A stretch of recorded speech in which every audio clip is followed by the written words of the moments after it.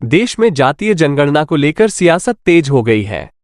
कांग्रेस जैसी मुख्य विपक्षी पार्टी ने जातीय जनगणना करने की मांग उठाई है।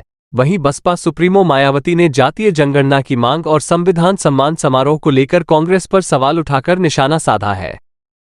मायावती ने कांग्रेस की जातीय जनगणना की मांग को दोगली सोच बताया है। मायावती ने सोशल मीडिया प्लेटफॉर्म कहा कि इतने सालों तक आप सत्ता में रहे, तब जातीय जनगणना क्यों नहीं कराई। इसके साथ ही मायावती ने कांग्रेस और समाजवादी पार्टी पर निशाना साधते हुए कहा कि चाल और चरित्र से सावधान रहें।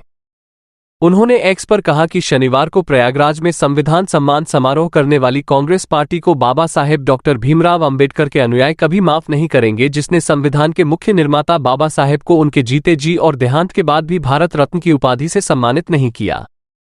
अब बाबा साहेब की मूवमेंट को गति देने वाले कांशीराम का देहांत होने पर इसी कांग्रेस ने केंद्र में अपनी सरकार के रहते इनके सम्मान में एक दिन का भी राष्ट्रीय शोक और सपा सरकार ने भी राजकीय शोक घोषित नहीं किया। इनकी ऐसी दोगली सोच चाल चरित्र से जरूर सजग रहे। मायावती ने अपने पोस्ट में आगे कहा कि इसके अलावा केंद्र में बीजेपी की सत्ता आने से पहले कांग्रेस ने अपनी सरकार में राष्ट्रीय जातीय जनगणना क्यों नहीं कराई थी, जो अब इसकी बात कर रहे हैं जवाब दें, जबकि बीएसपी इसके हमेशा ही पक्षधर रही है, क्योंकि इसका होना कमजोर वर्गों के हित में बहुत जरूरी है। इतना ही नहीं, संविधान के तहत SC/ST को मिले आरक्षण में अब वर्गीकरण और क्रीमी लेयर के जरिए इसे निष्प्रभावी बनाने और खत्म करने की चल रही साजिश के विरोध में कांग्रेस, सपा और बीजेपी सब चुप्पी साधे हुए हैं।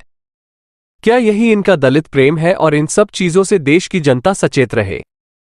मायावती ने एक्स पर खुद से भी सवाल किया कि सपा और कांग्रेस जैसे इन आरक्षण विरोधी पार्टियों के साथ अब किसी भी चुनाव में इनसे कोई गठबंधन करना क्या SC/ST और OBC वर्गों के हित में उचित होगा। ये कतई नहीं होगा। ऐसे में अब इनको खुद अपने दम पर खड़े होना है, यही सलाह है।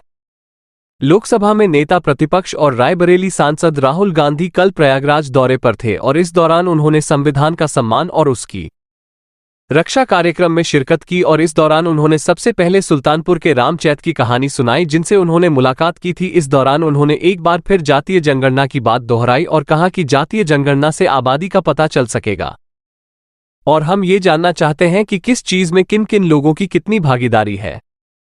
उन्होंने ये भी कहा कि इसके लिए जाति जनगणना कराना ही पड़ेगा और कांग्रेस सांसद राहुल गांधी ने कहा कि 90% लोग सिस्टम का हिस्सा नहीं है, उनके पास हर तरह की प्रतिभा मौजूद है, लेकिन फिर भी वो सिस्टम से बाहर हैं, जुड़े हुए नहीं हैं और यही वजह है कि हम जातीय जनगणना की मांग उठा रहे हैं। बीजेपी कह रही है कि वो जातीय जनगणना कराएंगे और इसमें OBC वर्ग को शामिल करेंगे।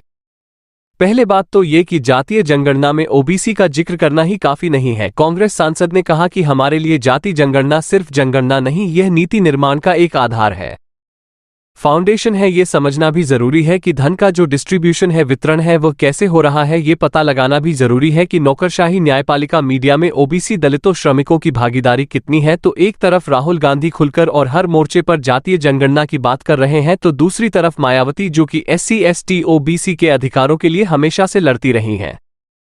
आप ये चैनल सब्सक्राइब करें और बेल आइकन को दबाना ना भूलें। बाकी की खबरों के लिए देखते रहिए खबरवाला 24 न्यूज़।